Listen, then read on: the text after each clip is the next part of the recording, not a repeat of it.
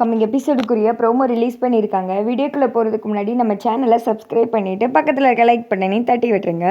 Video நல்லாவே இருக்குது. சரி வாங்க வீடியோக்குள்ளே போகலாம். ஃபஸ்ட்டு சீனில் ரம்யா ஃபோன் பேசிட்டு உள்ளே வந்து உட்காடுறாங்க. அப்பாடா அப்படின்னு சொல்லிட்டு உட்கார, என்ன அம்மு இப்போ உனக்கு கொஞ்சம் பரவாயில்லையா அப்படின்னு சொல்ல, பரவாயில்ல அப்படின்னு சொல்லிட்டு ரம்யா சமாளிக்கிறாங்க.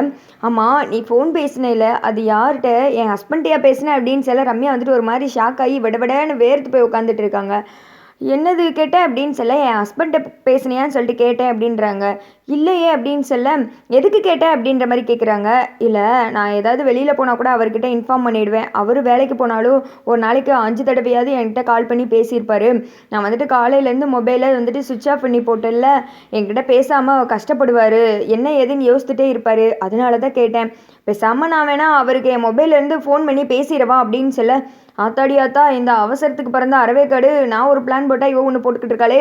ஃபோன் பேசினானா கண்டிப்பாக கார்த்தி சம்மதிக்க மாட்டாங்க.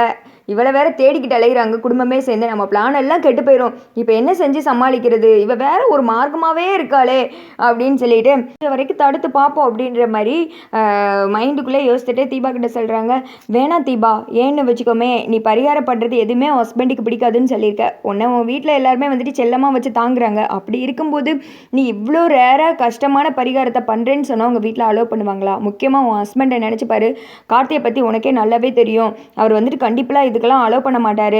அப்புறம் பரிகாரம் வேணான்னு சொல்லிடுவாங்க. நீ தான் இதை பற்றி யாருக்கிட்டையும் சொல்லக்கூடாதுன்னு முடிவெடுத்த. இவ்வளோ தூரம் வந்ததுக்கப்புறம் மறுபடியும் அவங்கக்கிட்ட சொல்ல போகிறேன்னு சொல்கிறியே, இது உனக்கே சரின்னு படுதா அப்படின்னு சொல்ல, நீ சொல்கிறதும் சரியாக தான் படுது. ஆனால் யாருக்கிட்டையுமே சொல்லாமல் வந்திருக்கல, அதான் கொஞ்சம் கஷ்டமாக இருக்குது அப்படின்றாங்க. நம்பிக்கையாக இரு தீபா, இங்கே பாருடி, பரிகாரம் பண்ணிவிட்டு நம்ம வீட்டுக்கு போவோம். உனக்கு எதுவுமே ஆகாது, நான் தான் சொல்கிறல அப்படின்னு சொல்ல, நீ சொல்கிறது சரிதான் அம்மு, பரிகாரத்தை பண்ணி முடிச்சிடுறேன் அப்படின்னு சொல்ல, என்ன சொன்ன அப்படின்றாங்க. பரிகாரத்தை பண்ணலான்னு சொன்னேன் அப்படின்னு சொல்லிட்டு தீபா சொல்ல, இப்போதைக்கு இவளை சமாளிச்சாச்சு, எந்த நேரத்தில் எந்த மாதிரி கோணம் முடிவெடுப்பான்னு தெரியவே இல்லையே அப்படின்னு சொல்லிட்டு இந்த சைடு ரம்யா ஒரு திக்கம் முடிச்சுக்கிட்டே போகிறாங்க. அடுத்த சீனில் என்ன இது, தீபா சிஸ்டரை பற்றி ஒரு தகவலுமே கிடைக்கலையே மாப்பிள்ள, என்னதான் பண்ணுறது? சிஸ்டருக்கு ஒரு தடவை கால் பண்ணி பார்க்கலாமா, உன் மொபைலை கொடு அப்படின்னு சொல்லிட்டு கார்த்தியோட மொபைலை வாங்குறாங்க. அதில் பார்த்தா ஒரு மெசேஜ் வந்திருக்கு. ஏய், சிஸ்டரோட மொபைல்லேருந்து உனக்கு மெசேஜ் வந்திருக்குடா, நீ இதை பார்க்கவே இல்லையா அப்படின்னு சொல்ல, இல்லை காலையிலேருந்து நம்ம தீபாவை தேடுற அவசரத்தில் நான் பார்க்கல அப்படின்றாங்க. என்னடா மாப்பிள்ள நீ அப்படின்னு சொல்லிட்டு அந்த வாய்ஸ் மெசேஜ் என்னவா இருக்கும், ஓப்பன் பண்ணி பாரு அப்படின்னு சொல்லிட்டு கார்த்தி செல்ல ராஜா அதை ப்ளே பண்ணுறாங்க. ஃபஸ்ட் டைம் ரம்யா தீபாவை தூண்டி விட்டுருப்பாங்கல்ல, உனக்கு ஏதாவது ஆயிடுச்சுன்னா என்னத்தான் சொல்லுவாங்க, கூட்டு போய் என் மேலே பழி போட்டுருவாங்க, கொண்டுட்டு அப்படின்ற மாதிரி சொல்லியிருப்பாங்கல்ல. அதை சமாளிக்கிறதுக்காக தீபாவும் ரெக்கார்ட் பண்ணிப்பாங்கல்ல, நான் இந்த மாதிரி பரிகாரம் பண்ண போகிறேன், ஒரு சாமியார் இந்த மாதிரி பரிகாரத்தை பண்ணணும்னு சொன்னாங்க. அந்த பரிகாரத்தை பண்ணும்போது எனக்கு ஏதாவது ஆயிடுச்சுன்னா அதுக்கு யாருமே பொறுப்பு கிடையாது, நான் மட்டும்தான். இது ரொம்ப கஷ்டமான பரிகாரம், என் அத்தை உயிரோடு இருக்கிறதுக்காக நான் இந்த பரிகாரத்தை பண்ண போகிறேன் அப்படின்னு சொல்லியிருப்பாங்கல்ல.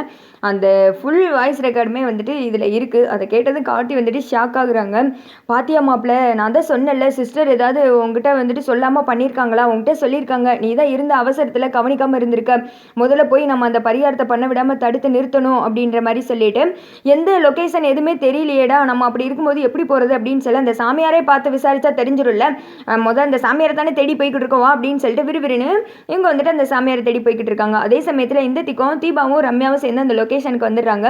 இது என்னடி யாருமே நடமாட்டம் இல்லாத மாதிரி இருக்குது அப்படின்னு சொல்ல, அப்படிப்பட்ட இடத்துல தாண்டி இந்த பரிகாரத்தை பண்ணணும், இல்லைனா இடையூறு வந்துடும்ல அப்படின்னு சொல்லிட்டு இவங்க 2 பேரும் அந்த நீர்வீழ்ச்சி இருக்குல்ல, தண்ணி அந்த இடத்துக்கு போகிறாங்க. அதை பார்த்ததுமே தீபா ஒரு மாதிரி அம்மன் உள்ளே வந்த மாதிரியே முறைச்ச மாணிக்கு நின்றுக்கிட்டு இருக்காங்க. ரம்யா பரிகாரத்தை பண்ணலாமா அப்படின்னு சொல்லிட்டு கேட்க, அந்த போலீஸ் சாமியார் இருக்கல அவர் வந்துடுறாரு. அதோட பார்த்தீங்கன்னா இந்த வீடியோ முடிஞ்சிருது.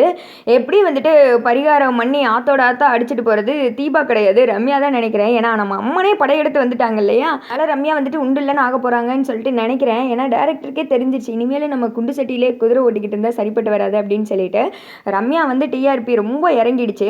இப்போது ரீசெண்ட் டைமில் ரம்யாவை விளக்குற மாதிரி சீனில் பார்த்தீங்கன்னா நல்லா போய்கிட்டு இருக்கு. எல்லாருமே இன்ட்ரெஸ்ட் எடுத்து பார்க்குறாங்க. அதனால இந்த மாதிரி சீன்ஸை பிடிக்குதுன்னு நினச்சி ஒரு நல்ல ட்ராக்ல கொண்டு போகிறாங்கன்னு சொல்லிட்டு நினைக்கிறேன். இதை பற்றி என்ன நினைக்கிறீங்கன்னு சொல்லிட்டு மறக்காமல் கமெண்ட் பண்ணுங்கள்.